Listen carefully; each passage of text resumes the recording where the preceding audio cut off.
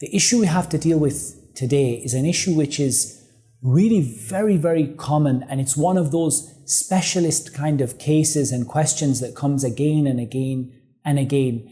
And it is related to the topic of magic and the topic of the jinn, but very specifically to a certain case within the topic of magic and within the topic of the jinn, and that is the issue of fertility problems or problems having children.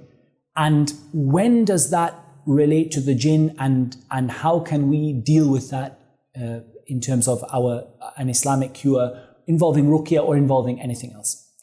And then we want to talk about sort of more specific cases. What happens when you can prove that it's related to the jinn, when there's all sorts of jinn-related activity going on, and then is our approach any different? So that's what we want to deal with today, insha'Allah ta'ala. The first point that we want to deal with is that whenever we have an issue that could potentially be from, let's say, worldly or normal causes, and could also be from, let's say, unworldly or unnatural causes, i.e. magic or the jinn, then we have to deal with it in two ways. Because if you're watching this video and you're having this kind of problem, then it may well be that you are suffering from a natural medical issue. And it may well be that you're suffering from a jinn-related issue. So how do we deal with this? I mean, a lot of people would start by saying, well, what are the criteria for us to decide whether it is a jinn problem or whether it is a medical problem? And I would say that's not necessary to do at all. We don't need to even go there. We can solve this problem by dealing with both at the same time. In other words, what I'm asking you to do if you're suffering from this problem is I'm asking you to presume it is a medical problem and to presume that it is a jinn-related problem and to deal with the two at the same time. Likewise, we can add a third issue in there. What about if this is a test from Allah? As people say, if this is something that is coming from the decree of Allah and, it's not a magic issue, it's not a medical issue, this is a test from Allah Azza wa Jal. Put that in the mix as well and deal with all three of those with a separate and distinct action, which if it is A, will solve the problem, if it is B, will solve the problem, and if it is C, will solve the problem, because there's no contradiction in the cure for all of those three things. So let's talk the easy one first of all. It's a medical problem. So how are you going to deal with it if it's a medical problem? You're going to go to the doctor, have all the tests done, have the treatments, and generally, as long as those treatments are not harmful, as long as there's no high-risk procedure where the doctor says, this could cause you to become severely ill, as long as it's not high risk, you can pretty much take that road while doing the other two as well. What are the other two? Or what about if this is something that is natural, but it is coming from, a test from Allah Azza wa Jal and a trial from Allah subhanahu wa ta'ala. So how are we going to get ourselves out of that? Well, we actually find that there are things mentioned in the Quran and in the Sunnah which can relieve this kind of problem and bring about the result that you want. From them are the topic of istighfar, seeking forgiveness. Because Allah said, فَقُلْتُ اسْتَغْفِرُوا رَبَّكُمْ إِنَّهُ كَانَ غَفَّارًا يُرْسِلِ السَّمَاءَ عَلَيْكُمْ مِدْرَارًا وَيُمْدِدُكُمْ بِأَمْوَالٍ وَبَنِينَ وَيَجْعَلْ لَكُمْ جَنَّاتٍ وَيَجْعَلْ لَكُمْ أَنْهَارًا. Allah subhanahu wa ta'ala said on the tongue of Nuh, relating to us in the Quran what Nuh said to his people, that Nuh said, and I said to them, seek the forgiveness of your Lord, indeed He is always forgiving. He will send down rain from the sky in abundance, and He will give you an increase of wealth and children. And He will give you gardens and will give you rivers. All you have to do to get all of that in one package is to seek the forgiveness of Allah. And by that, I don't mean sitting in your home saying, Astaghfirullah, Astaghfirullah, Astaghfirullah, but actually feeling it, meaning it, thinking about it, asking, what have I done that I'm seeking forgiveness from?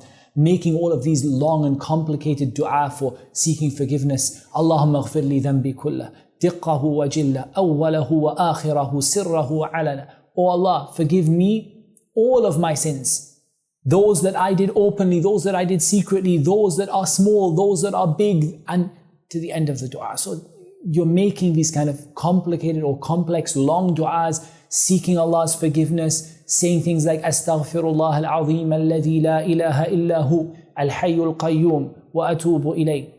I seek the forgiveness of Allah, the one that there is no God worthy of worship but Him. Al-hayyul qayyum, the ever-living, the one who sustains all existence, and I turn to Him in repentance, and actually turning to Him in repentance.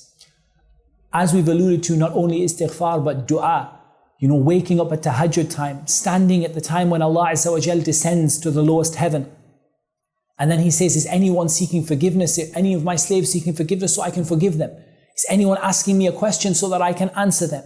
At that time, the time between the Imam sits down at Jumu'ah, at the time between the adhan and the iqamah, and all of these other times when your du'as are accepted, and you're spending that time asking Allah to bless you with a pious child.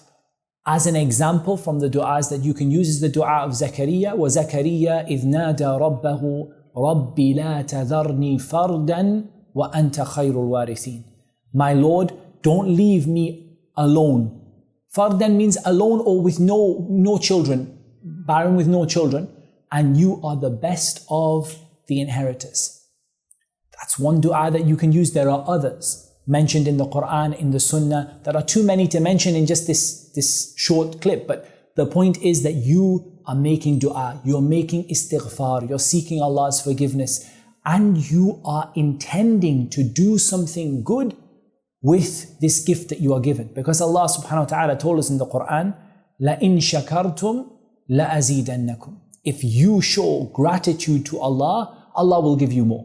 So if you show gratitude for what you have, and if you intend to show gratitude through that child, not like the example that Allah Azza wa Jal gave in the Quran of the one who begged Allah for a pious child, and then when Allah gave them that child, they made partners with Allah subhanahu wa ta'ala. Not like this example. Like the one who intends that if I have this child, I will raise them as a good Muslim. I will teach them to obey Allah Azza wa Jal, insha'Allah, and you have that intention, which is there. You observe the correct etiquettes between husband and wife, even in issues like marital intimacy.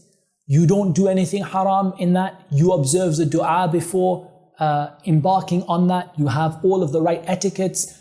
You make the wudu afterwards, for example, or the ghusl when necessary. And there are etiquettes that you follow. Because the more you follow the sunnah, the more barakah you will find in the action that you do. And there are commands in the sunnah that relate to marital intimacy, relations between husband and wife. And so if you follow the sunnah in this regard, it's much more likely that you're going to get the result that you want out of it in terms of that child that you want. And of course, you have to recognize that Allah Azza wa Jal is the only one that can solve this problem for you, because at the end of the day, Allah is the one. To some He gives sons, to some He gives daughters, to some He doesn't give any children at all, and so He is the one you need to seek that help from.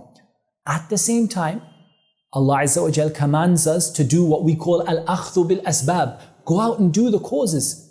Go out and do the reasons for things to happen. So go to the doctor, seek some help, recognizing that the doctor alone will not help you. That the help is going to come from Allah. But this is a cause, a sabab, a cause that Allah has placed in this world for you to act upon and for you to try out. And you never know where the help of Allah is going to come from. So right now we've dealt with this first point of it being a medical problem. We've dealt with what if it's a test from Allah and the need of patience and dua and istighfar and all of these other things that we understand when it relates to a test of Allah. But what if it is the third one? What if it is magic or the jinn that is causing this problem? If you suspect that, then I would recommend that you start doing a Ruqyah treatment. Now, one of the things we say, one of the most beautiful things about Ruqyah is that it's not a harmful treatment. It's not like a medicine that has side effects. You take a medication, you take a drug, and that drug has side effects, and it could cause your hair to fall out, or it could cause you to become sick, or it could cause you to develop an allergy, or it could cause lots of things. Ruqyah doesn't cause any problems at all. You can do Ruqyah when there's nothing wrong with you at all, and it won't cause any side effects. It has no downside.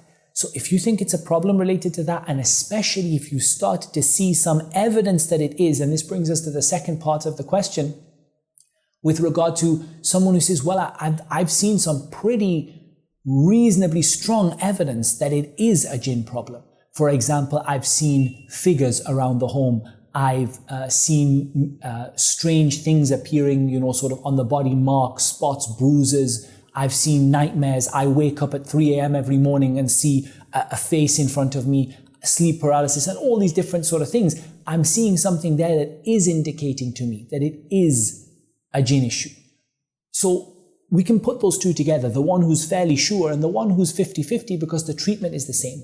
We need to use the Ruqyah treatment along with the istighfar, along with the dua, along with the intention for gratitude, along with the medical treatment, because it doesn't hurt either. And along with that, we're going to use this Ruqyah treatment. And as an example, I would always say, Ruqyah treatments are hard to describe in a short time, but I'll just give you sort of what I would recommend someone to do. I would recommend at least 45 minutes of Ruqyah a day. I would recommend that Ruqyah to comprise of Surah Al-Fatiha, and I would recommend it to comprise of Ayatul Kursi, and I would recommend it to comprise of Al-Kafirun, Al-Ikhlas, Al-Falaq, and Al-Nas, that is the 4 quls at the end of the Quran. And I would recommend that they are repeated over a period of about 45 minutes, along with some du'as for Ruqyah, like أذهب البأس رب الناس اشفي وأنت الشافي لا شفاء إلا شفاءك شفاء لا يغادر سقما. Oh Allah, make the pain, make the sickness go away, Rabb, or Lord of mankind, cure, and you are the curer. There is no cure except your cure, a cure that does not leave behind any sickness. As an example, and there are many, many other du'as that you can get, and again, this video is too short to mention them all. But you start doing that process of 45 minutes. Add to that regular recitation of Surah Al-Baqarah. If you can do Surah Al-Baqarah every day, amazing. If you can do every 2 days, amazing. Try to do a minimum of twice a week.